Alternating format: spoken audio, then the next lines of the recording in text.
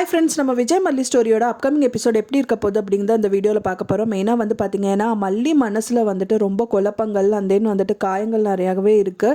So அதை ஆத்திர வகையில் வந்து பார்த்தீங்கன்னா எபிசோட்ஸ் வந்து கொண்டு போயிட்டு இருக்காங்க. மெயினாக வந்து ஒரு குரல் வந்து வருது, என்னம்மா உங்கள் பொண்ணுக்கு வந்துட்டு ஆறுதல் சொல்லிட்டு இருக்கீங்களா, புருஷன் பொண்டாட்டி தகராறு தானே அப்படிங்கிற மாதிரி ஒரு குரல் வருது.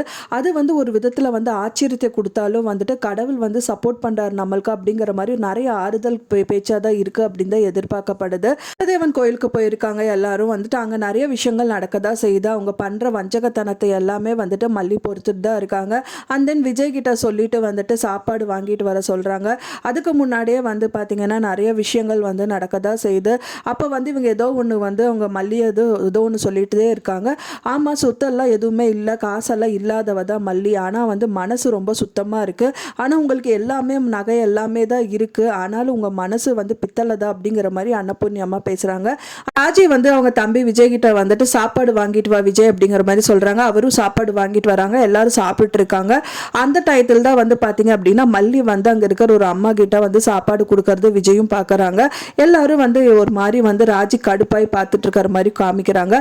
அது மட்டும் இல்லாமல் வந்து பார்த்தீங்கன்னா ரெண்டு பேர் வந்து சோகமாக, அதாவது அன்னபூர்ணி அம்மா வந்து மல்லி கிட்ட பேசிட்டு அந்த கோயிலில் நடந்து போயிட்டு இருக்காங்க. அப்போதான் ஒரு குரல் வருது. அது என்ன குரல் வந்து பார்த்தீங்கன்னா ஒரு அம்மா கூப்பிடுறாங்க, என்னம்மா உங்கள் பொண்ணுக்கு ஆறுதல் சொல்லிட்டு இருக்கீங்களா, நான் புருஷன் பொண்டாட்டி தகராறு தானே அப்படிங்கிற மாதிரி சொல்கிறாங்க.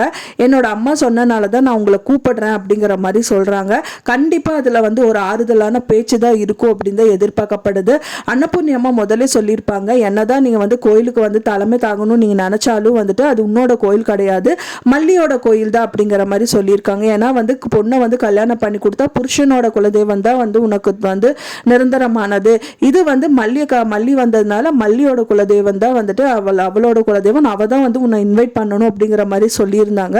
ஸோ அந்த மாதிரி கடவுள் வந்து அவங்களுக்கு நிறைய சப்போர்ட் பண்ணுவாங்க மல்லிக்கு அப்படிங்கிற மாதிரி தான் அந்த குரல் இருந்திருக்கு. கண்டிப்பாக வந்து குலதெய்வன் கோயிலுக்கு வந்துட்டு இல்லை, நான் உன்னை பார்த்துக்கிறேன், அண்ட் தென் உனக்கு வர பிரச்சனைகள் எல்லாமே தூசி மாதிரி விலகி போயிடும் அப்படிங்கிற மாதிரி தான் ஏதாவது விஷயங்கள் வந்து சொல்லுவாங்கன்னு எதிர்பார்க்கப்படுது. நீங்கள் என்ன நினைக்கிறீங்க அப்படின்னு சொல்லிட்டு எனக்கு மறக்காமல் கமெண்ட்ல ஷேர் பண்ணுங்கள். நான் சொன்ன இந்த தகவல் உங்களுக்கு பிடிச்சிருக்கும்னு நினைக்கிறேன் ஃப்ரெண்ட்ஸ். பிடிச்சிருந்தா மறக்காமல் லைக் பண்ணுங்கள், ஷேர் பண்ணுங்கள், கமெண்ட் பண்ணுங்கள், சப்ஸ்கிரைப் பண்ணுங்கள்.